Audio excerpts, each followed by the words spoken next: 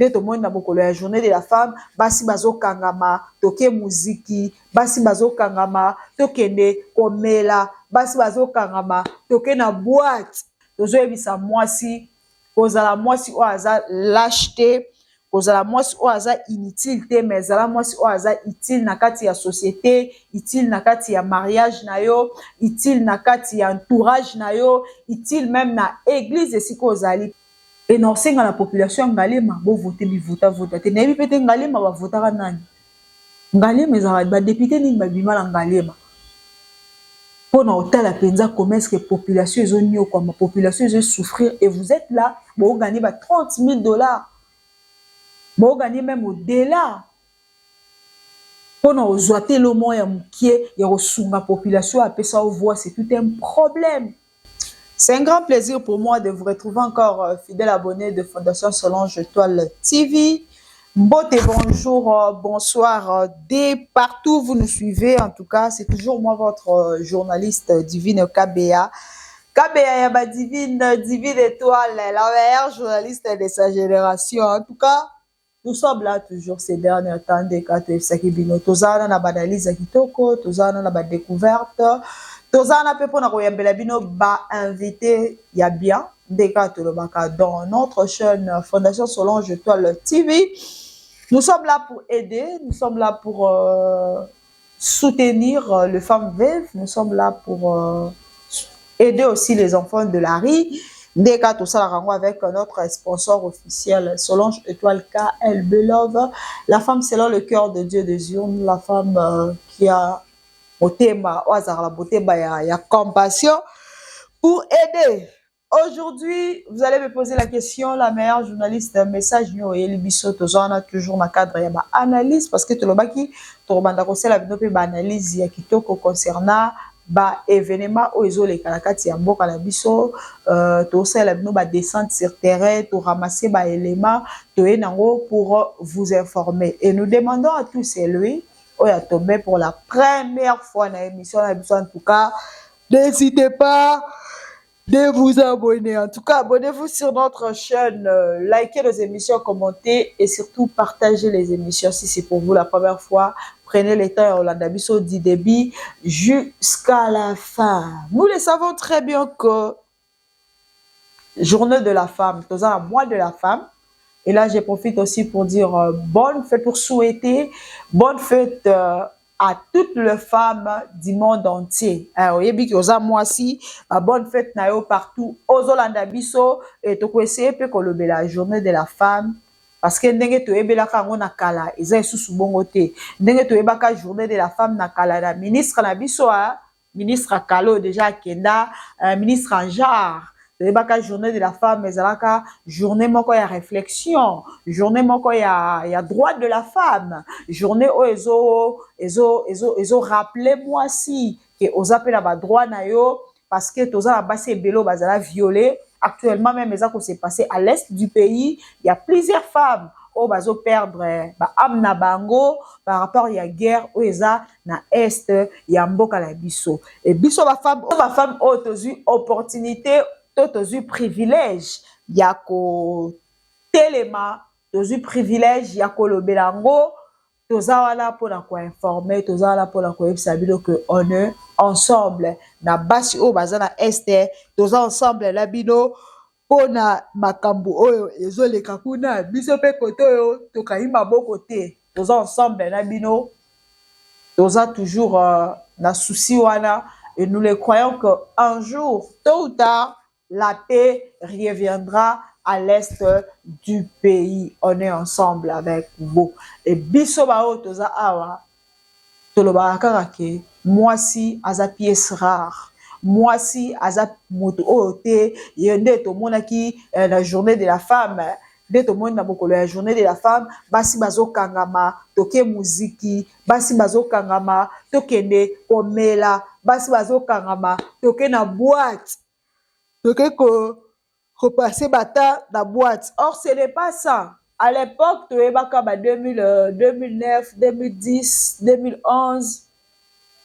Tu es la journée de la femme, c'est une journée de réflexion. Bazo sang sabasi, bazo projeter ba image.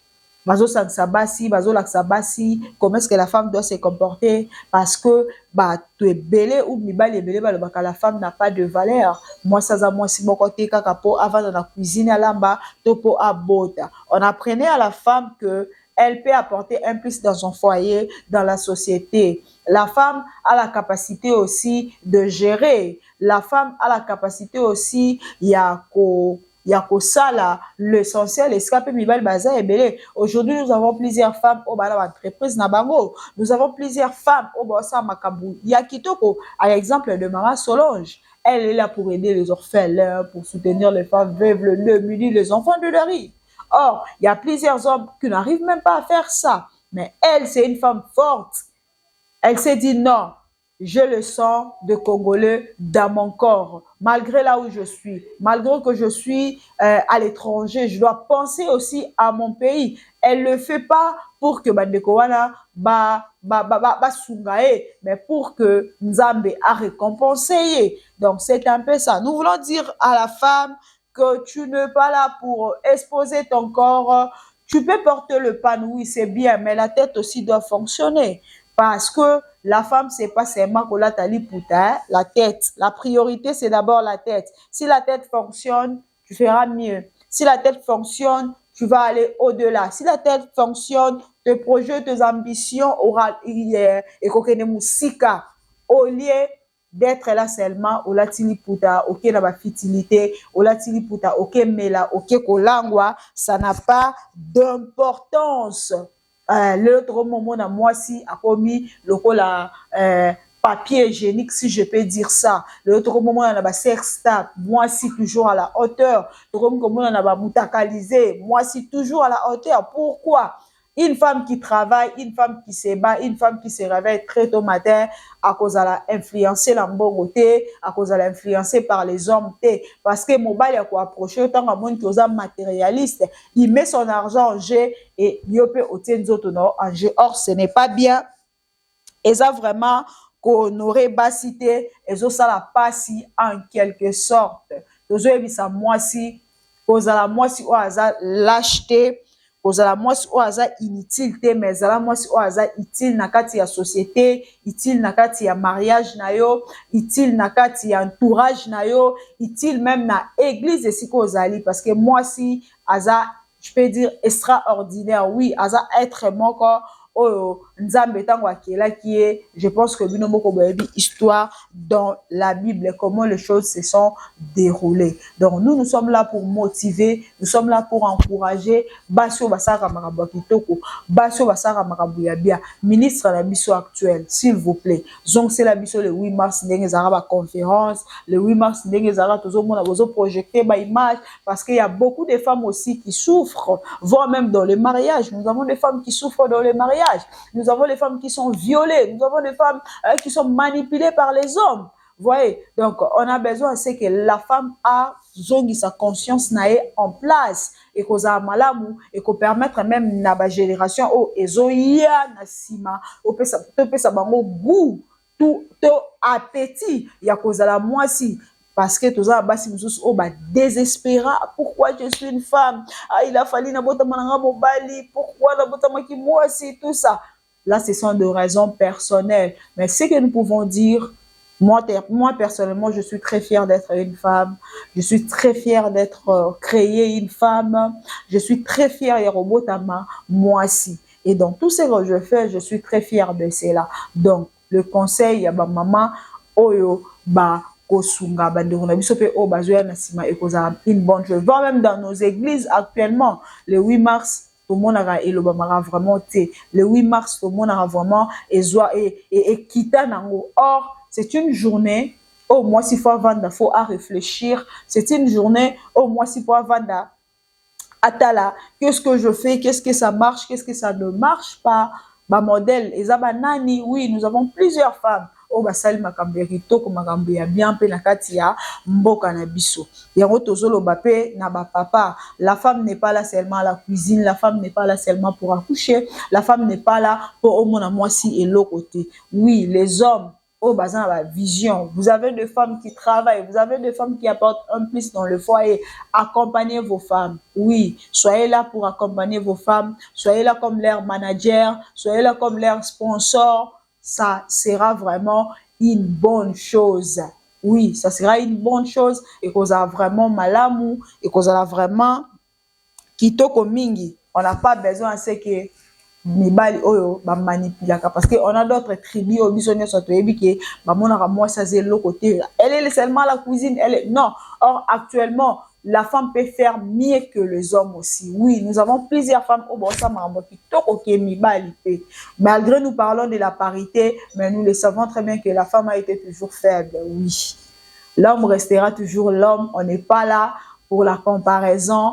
On n'est pas là pour s'opposer Namibali, mais nous sommes là pour vous dire, on peut aussi vous aider, on peut aussi vous accompagner. Éduquer une femme, c'est éduquer toute une nation. Oui, quand une femme est bien éduquée, quand une femme réfléchit très bien, quand une femme est stable,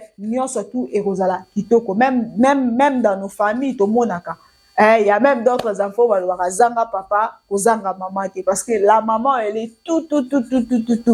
Donc, c'est un peu ça, c'est que votre journaliste est allé au moins parler et épingler par rapport à la journée de la femme. Tous à la base, il y a l'hypothèque, mais tous à la base, il y a tout. Tous à la base, il y a l'hypothèque, parce que le 8 mars, je pense que Binomo Bozomo a déjà ma image, et ça, la base, non, ce n'est pas ça. On doit penser à notre beau pays, on doit penser à l'avenir. Oui, l'avenir de demain, c'est nous. Les Congo de demain, c'est nous. Donc, on doit vraiment penser à cela. Et en gros, tolobi, moi si li putate, kasi moi si c'est la tête. Yope moi si oza libanda mboko ozolanda biso, oza poso sala makambo kitoko na mboka na o Congo, yaka sala makambo kitoko, muto ko empêcher à cause la té, nyonso tout et koleka dans les bons. Voilà, en dehors de cela, nous avons jugé bon aussi yako marteler parce que tolobaki tozo sala ba descendre sur terrain. Micro, il y a Fondation Solange Toile TV qui t'a qui na Ngalema. Je pense que bana poto boyebi Ngalema. Quand je parle de Ngalema, bino mo bo mona déjà Ngalema. Mais chose grave, bandeko baza vraiment na difficulté ya mai. Bandeko baza na difficulté ya mai, kota la mai o bandeko bazo mela, mai o bandeko baza ko utiliser, ça fait très mal. Ça fait très mal, c'est pour ça que aussi dans la bana poto yum toi libanda mboka. So lingo sur la même forage, pas de problème. Nous sommes là, nous allons vous accompagner. Nous sommes là, nous allons vous aider. Tolou rabel ingénieur, baroya, barosa forage pour la population. Et toujours martelé, toujours le belapé va député. Vous êtes là que pour prendre le voie et tout la moussia zaza. Vous descendez avec les bassins, le polo, boko si bato après, boké nabino. Voyez comment nos frères et sœurs sont en train de souffrir. On a maï ya romela. Voyez comment nos frères et sœurs bazo nyokwama. Bazo mela maï moko eza potable té, maï moko eza propre té. Maï moko eza bien té. Ce n'est pas vraiment du tout bien, ça fait très mal parce que maï wana je pense que voir même le nouveau-né ba romelango parce que moi à partir déjà 6 mois, 4 mois déjà ou 3 mois comme ça. Alors comment on met la maï? Et je ne crois même pas que les parents auront la possibilité de consommer la mona parce que bon, on a déjà milliers de besoins na ba image ingénieur Ahmed azo la biso bino moko bozomona parce que akita ki sur le terrain pour na rejoindre l'interview ya bandeko parce que biso tozana pour na kosala descente sur terrain kotala point nini oeza bandeko baza dans les besoins. Parce que tous ils ont des moyens, mais ils n'arrivent pas comment aider. Oui, vous envoyez l'argent pour qu'ils aider. Mais nous, ce n'est pas le cas.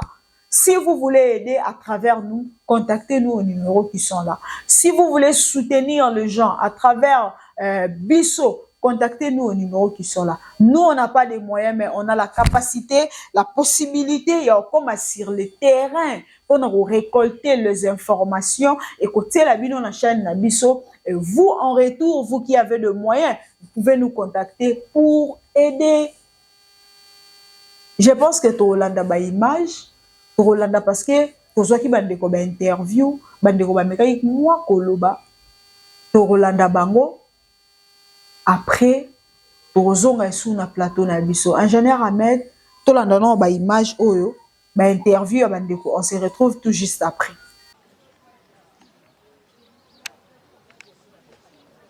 Nama makelele ke nama makelele benda je bendi ma makelele kuna tiki Yesu mba papa ba ebiso atani na pasi ya ba frère tomela ka maya mabulu papa bosiko maya mabulu tomela mala de peso ko ba biso kana nzoto pasi penza dongi bana ba uta ka ngamba selemba alo la vie bakare bona chekala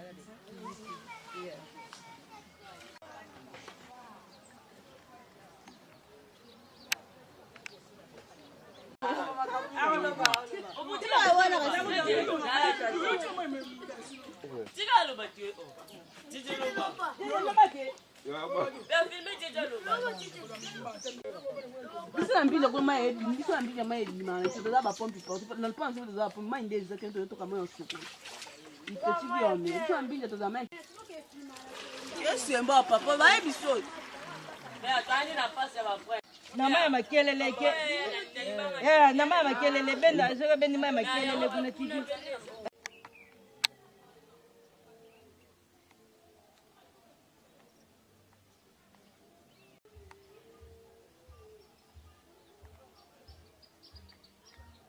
Bonjour, ya liboso bonjour, ya mibale, na sengi merci, nanu pa ya papa Fatiro ba raisonner biso sikoyo, na ndenge ya mabulu oyo, pona kosunga na biso, tozana muta kosunga biso na mai te, awa na komi na Ngalema na quartier Lubudi.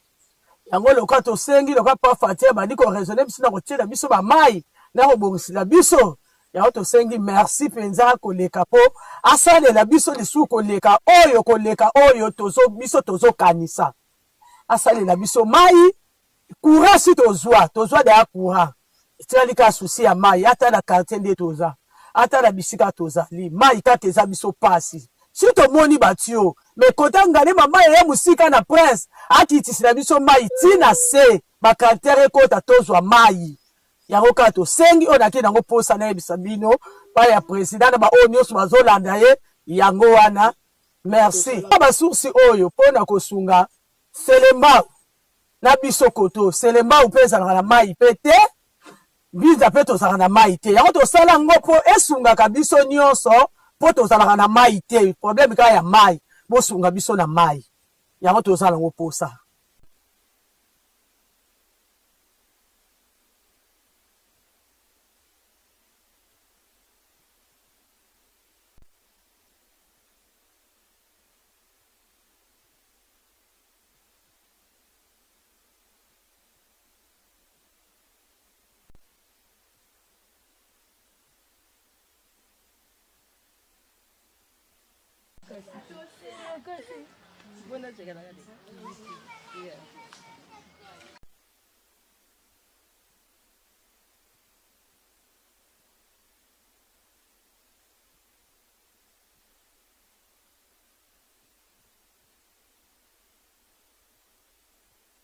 Abonnez-vous sur la chaîne Herma TV.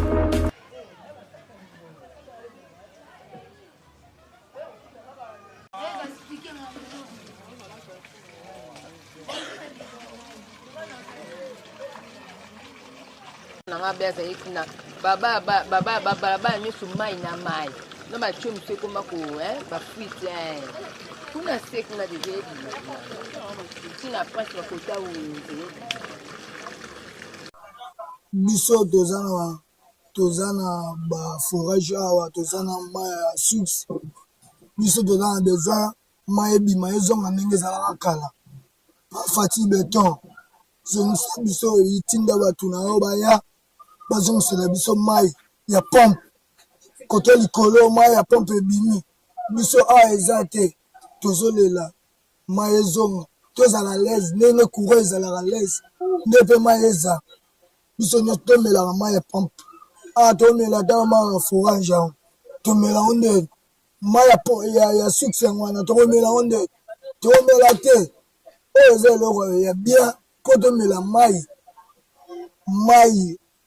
tobimi na kati ya palais tozwi mai tomeli toza na komi na selembao yango na ngambo ya mbinza donc nde tozalaka bo tozalaka place moko mpo biso mpe tokende kotokaka mai kuna bango mpe balekaka nzela boye mais a forage batia biso mpo ede biso kaka mpona kosokola mpona kosala baaide mais eloko mosusu ezanga kaka eloko mosusu mpo ezanga mai kaka mai ya pompe biso toyabezoka mai ya pompe nanga beza ikuna baba nyonso mai na mai no batie mosu ekoma ko bafuite kuna se kuna deja ebima ntina prince bakota wenze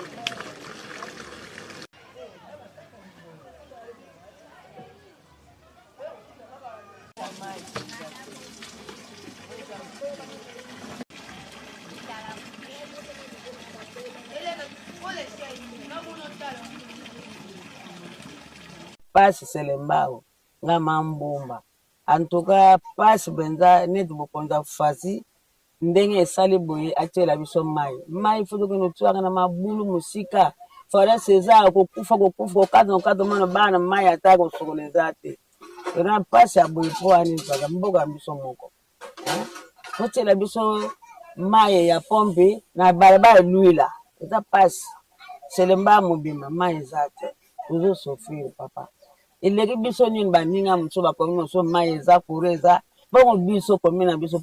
Voilà, merci beaucoup. Nous sommes de retour sur cette très belle émission en tout cas. Dans Plateau Nabiso, nous sommes de retour. Je pense que Bino Moro Boyo, qui est fidèle abonné des Fondations Solange Étoile TV, ça fait très mal. C'est stressant. On voyait que Mboka Mounene, le rôle à Congo Boye, Ongana Lobara, Ezan Bissika Moussou, chef de l'État, Roiko Komate, Ezan Bissika Moussou Bakondi, Roiko Komate. Nous avons des députés. Les députés peuvent arriver. Bino Batboyaka. Pendant les élections, pendant la période électorale, si je peux dire ça, tout le monde a des députés, tout le monde a des députés qui titi na Kintsupa.